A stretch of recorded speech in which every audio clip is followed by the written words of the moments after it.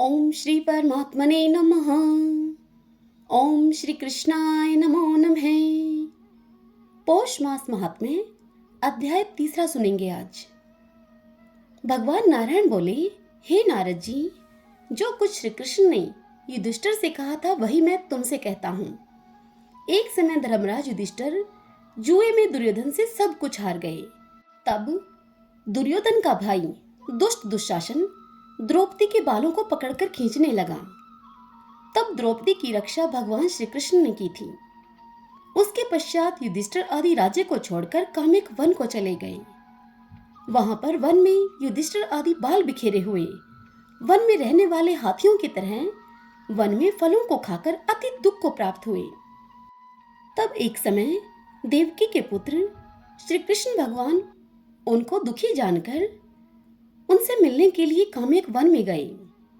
उस समय युधिष्ठिर आदि श्री कृष्ण भगवान को देखकर ऐसे खुश हुए मानो उनके देह में प्राण आ गए हों। वे बड़े प्रेम से मिले और हरि के चरण कमलों में उन सब ने नमस्कार किया। द्रौपदी ने भी श्री कृष्ण को प्रणाम किया। राजा युधिष्ठिर को दुखी देखकर और ऐसे ही द्रौपदी को भी दुखी देखकर भगवान श्री कृष्ण भी अत्यंत दुखी हुए।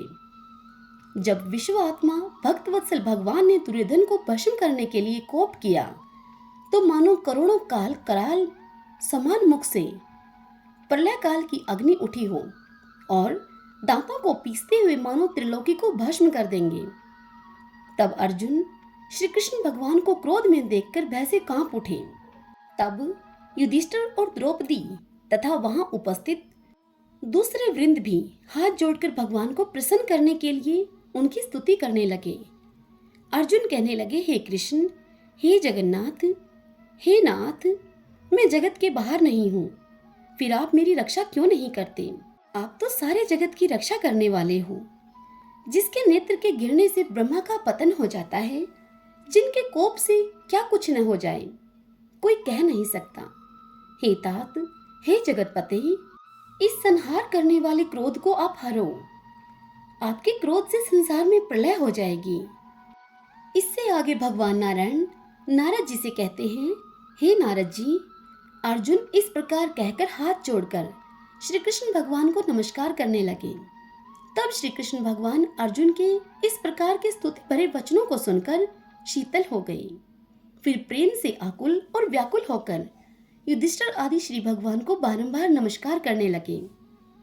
श्री नारायण कहने लगे कि हे नारद जी, इस प्रकार प्रेम से मगन होकर सिर झुकाकर हाथ जोड़कर बारंबार भगवान कृष्ण को नमस्कार करके अर्जुन ने भगवान कृष्ण से जो प्रश्न किया वह तुमसे कहता हूं। हरि भगवान सब सुनकर पांडवों के हितकर वचन कहने लगे।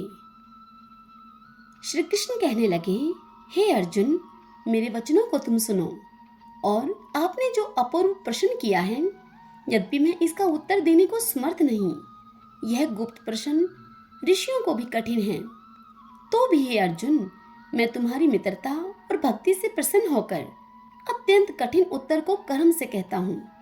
तुम सुनो। हे अर्जुन, किसी समय में संयोगवश अधिक मास आया।